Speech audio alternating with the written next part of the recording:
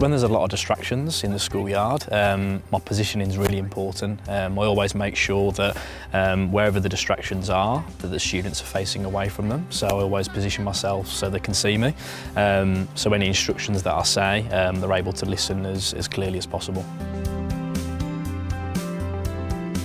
When I know my groups really well, it really helps. The way that I do that quite a lot is to have some baseline testing to begin with when I first get my groups, and then it's really dependent on how and which sort of games that I do play.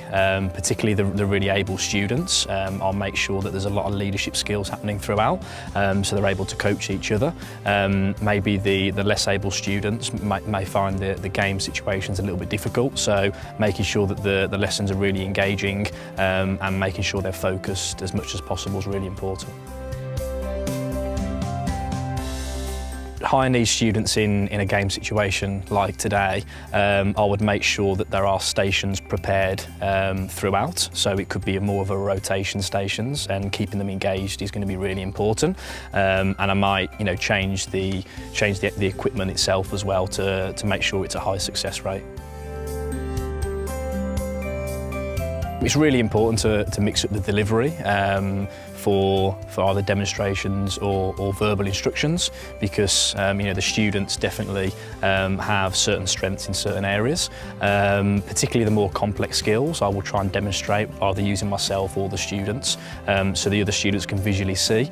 If it's instruction based, it's got to be really short and sharp, so the students understand it really clearly.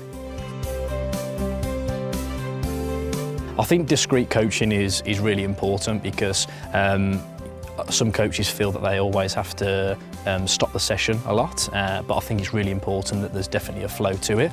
And if it's a group situation where you can pull everyone aside, that's fine. But maybe it's just one or two students that need some corrections. I think it's really important to let the rest of the group carry on doing their session and learning the skills, and you can just discreetly pull that student aside.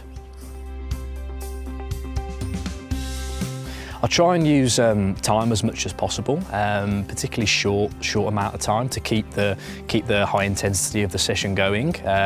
Particularly for certain groups, they're extremely competitive, which is great, and it really brings that competitive side out when there's a certain amount of time, and you can include point systems, etc., within that time bracket as well. I think it's really important to keep the focus of the session, even when you get into a game situation, because the focus was dribbling to begin with. It's really important to carry on that throughout. So I included the sort of wide zones in the game situation to encourage students to dribble into that area, because it meant that if you were able to do that, it was going to be high success, because you weren't going to get tackled, and the emphasis was really on dribbling and being able to dribble down the wings and cross the ball in. I think it's really important to have a mixture between direct sort of questioning and open-ended. The open-ended questions I try and use as much as possible for groups that really understand the skill, and it sort of gives me an idea of when I can actually move on to the next progression.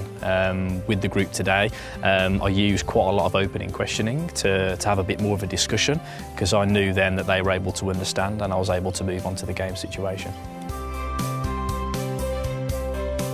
The benefits of doing more game situation sessions are really important, because it puts them in a realistic situation. You can do countless drills, which is fine to understand the basic skills to begin with, particularly the key points, but it's really important to get them into a game situation where the environment changes, depending on particular equipment that's being used, or it's going to be really different using different opponents, and it really gets that sort of thinking and spatial awareness element for the students.